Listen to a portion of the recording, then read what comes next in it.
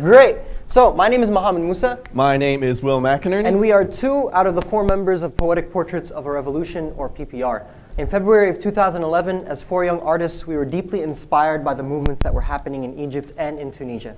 So we decided to use spoken word poetry as well as photography to document these current events and bring them back home to the United States. We wanted to highlight some of the untold stories of the revolution in order to raise international awareness about those experiences in both countries. And so part of what we were doing was trying to break down this top-down information transmission that we have in this world.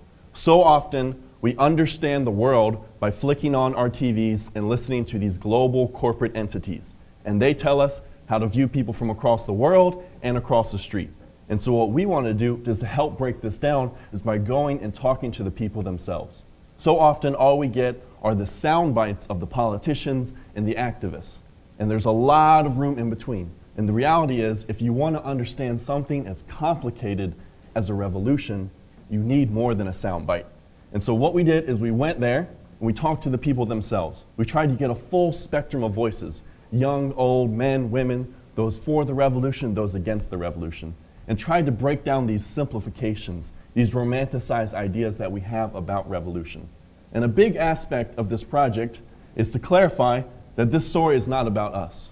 We are the vessels of this information. We were humbled and honored to go and to speak with these people.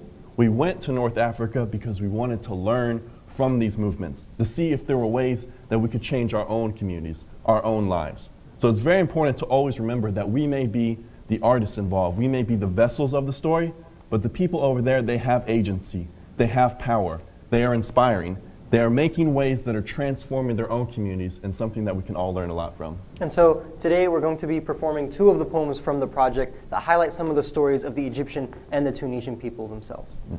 And so something that really kind of makes this project a little different from others is our use of art. And Mohammad and I are both spoken word poets, Kane, our 3rd poet, and Sameer is a photographer and videographer. And we believe in the power of art to help us understand the world.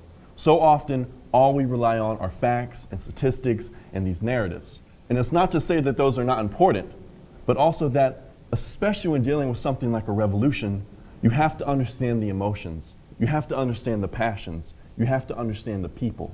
And art, spoken word poetry in particular, as a unique way of captivating that, of helping us understand the world around us.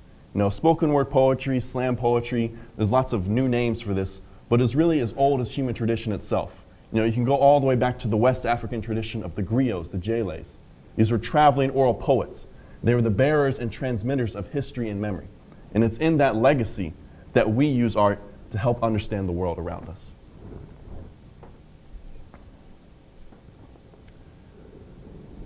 There's a word being thrown around a lot in Cairo these days, boltagay, or armed thugs.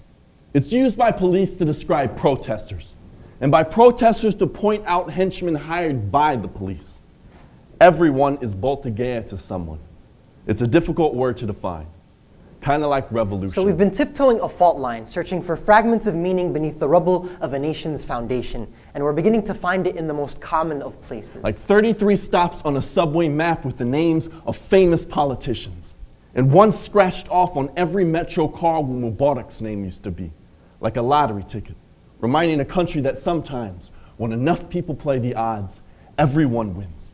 And a new name written by passengers in its place, with Sharpie and shaky handwriting, Al-Shuhada, the martyrs, a memorial for Egypt's underground movement visible for all to see. We are finding meaning in the pride of a woman named Hiba, who told us how she confronted a police officer during a protest and how he couldn't gather the courage to make eye contact with her.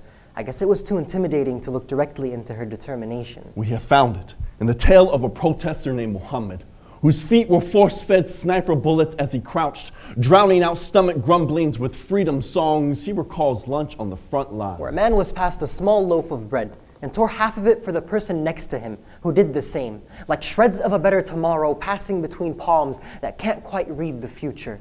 Muhammad said that when the bread finally reached him, it was just a tiny piece, but he too tore it in half and shared it with the unknown man beside him. In Tahrir Square, you didn't always know your brother's name. We have found it in the story of a Cairo police officer with a heavy conscience, trying to regain hold of his humanity by helping a street artist keep paint from dripping off the face of a martyr's mural. There was already enough blood on his hands, and he knows it. We have found meaning in the charred carcass of the old party headquarters, abandoned and torched by protesters after the fall of their dictator. Its beautiful blackened bones bear an unfortunate resemblance to the church, firebombed during a clash between Christians and Muslims just a few weeks later. And I think, they say God works in mysterious ways. Well, the devil must counterfeit his minted miracles with a sweaty stack of his own, and revolutions are no different. For every tale of wonder and transformation, there is another of stagnation and false hope. Like the fruit vendor who still makes less than minimum wage. Like the family whose child has been replaced by a picture frame. And like the woman who still hears catcalls in the streets after the crowds have dispersed. One thing is for sure. The revolution is still raging.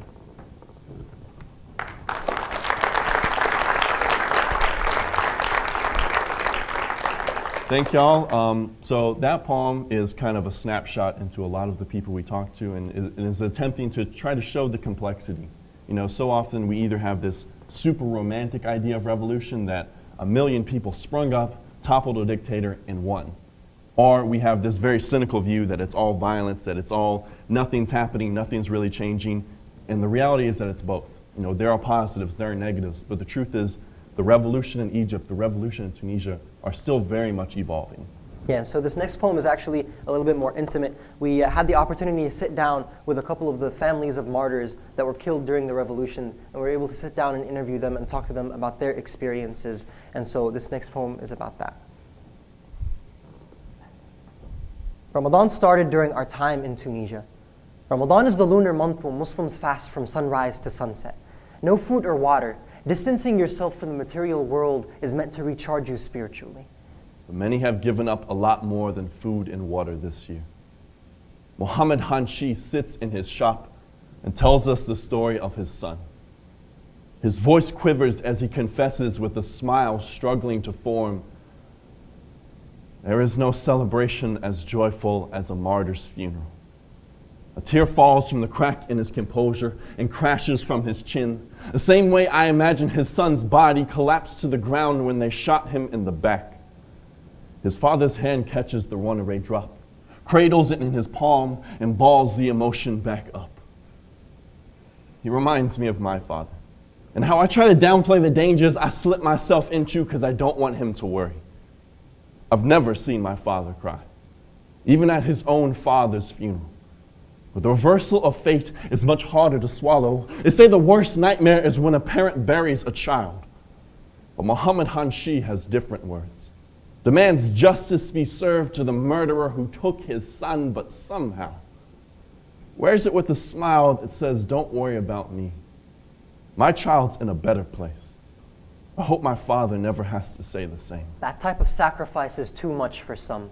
Like the mother of a 14-year-old killed just weeks before we met, she sat broken and upset. She said, the revolution did nothing for me. It only took my child. But I could tell this wasn't her normal face. My mother grew up during the Lebanese Civil War, and her expression always changes when she talks about war and pain. Whatever the reason for a bullet being shot, the emotions it triggers are often the same, and the residue it leaves behind are memories that might not go away. These are lessons I thought I knew. But when I sat in front of this mother, I was barely equipped to look her in the eyes. Ramadan is a time of patience, and Tunisia has known this all too well for the last 23 years. We've only been away from our families for 2 months, but with every good luck and safe travels at the end of an email, I know what they really mean is please make sure you come home. Thank you.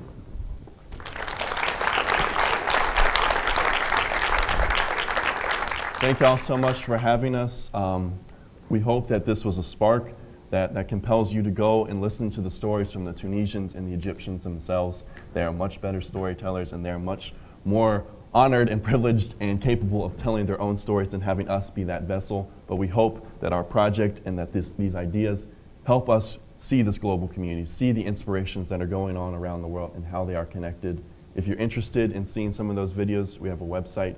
It's ppr2011.org. And from there, you can see all the images. Yep, thanks a lot for having us, and take care.